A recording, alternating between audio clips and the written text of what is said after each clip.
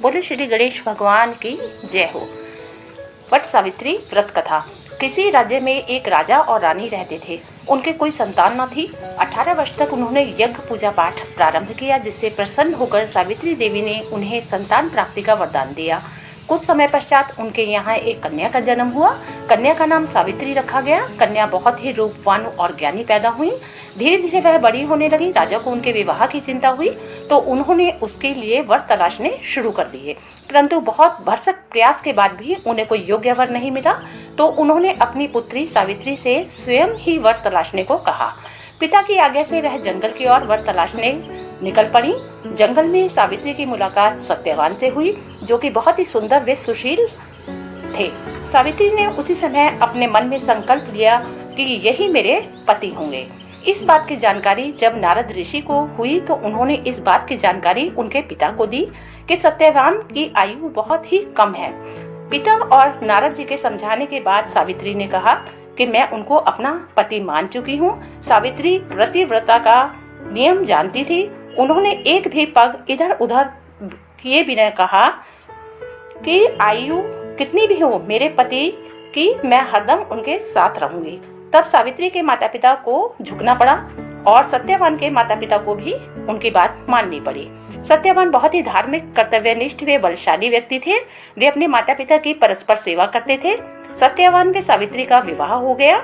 सावित्री राजपाट सब छोड़कर अपने पति के साथ ससुराल में जंगल में आकर कुटिया में रहने लगी।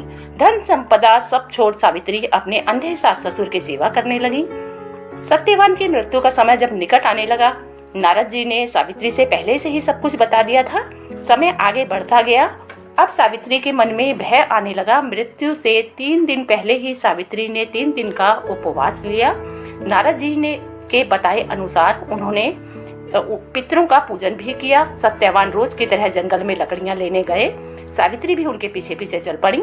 जब वह पेड़ पर लकड़ियां काट रहे थे तब उनके सिर में अचानक से दर्द हुआ और सिर नीचे की ओर से आ गया। तबीयत सही महसूस न होने के कारण सत्यवान पेड़ से नीचे आ गए। सावित्री ने उनका सिर अपनी गोद में रख लिया। सामने से सावित्री को यमराज आते हुए दिखाई दिए तो उन्होंने सत्यवान के प्राण लेकर वो जाने लगे। पीछे पीछे सावित्री भी चल पड़ी। यमराज ने कहा, देवी तुम वापस जाओ, परंतु सावित्री ने कहा कि जहाँ मेरे पति जाएंगे वहीं मैं जाऊंगी। बार बार मना करने के बाद भी सावित्री नहीं मानी। एक के बाद एक वरदान उनसे प्राप्त करती रही। सास ससुर को दिव्य ज्योति प्राप्त हो गई। राजपाट वापस मिल गया। उनका मान सम्मान सब कुछ वापस मिल गया। फिर भी सावित्री नहीं मानी। यमराज ने सावित्री से कहा, चलो एक वरदान और मांग लो और वापस चली जाओ। सावित्री ने कहा कि प्रभु मुझे संतान प्राप्ति और सौभाग्य का वरदान भी दे दीजिए। तो यमराज ने तथास्तु कहकर वह वरदान भी सावित्री को दे दिया। बोले कि देवी अब वापस जाओ। सावित्री बोली कि मैं पतिव्रता नारी हूँ, आपने मुझे सौभाग्य व संतान का वरदान दिया है, अब मैं वापस नहीं जा सकती। यमराज ने कहा, तुम धन्य हो देवी। यह कहकर यमराज अंतर्ध्यान हो गए। सावित्री उसी बड़ वृक्ष के नीचे वापस आई जहाँ सत्यवान लेटे हुए थे।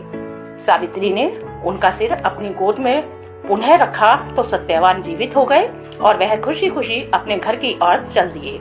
वहां अपने माता पिता को परम प्रसन्न देख उनका राजपाट वे दिव्य ज्योति सब कुछ मिलने से वह अत्यंत प्रसन्न हुए। जिस प्रकार सावित्री देवी ने अपने पति की रक्षा के लिए प्रण लिया, वैसे ही सभी सुहागिन स्त्रियों को यह प्रण लेना चाहिए। जिस तरीके से सावित्री ने अपने पति के प्राणों की रक्षा की, वैसे ही सभी सुहागनों को यही प्रण करना चाहिए कि हमारे पति की आयु दीर्घायु हो। बोल वट वृक्ष देवता की जय हो।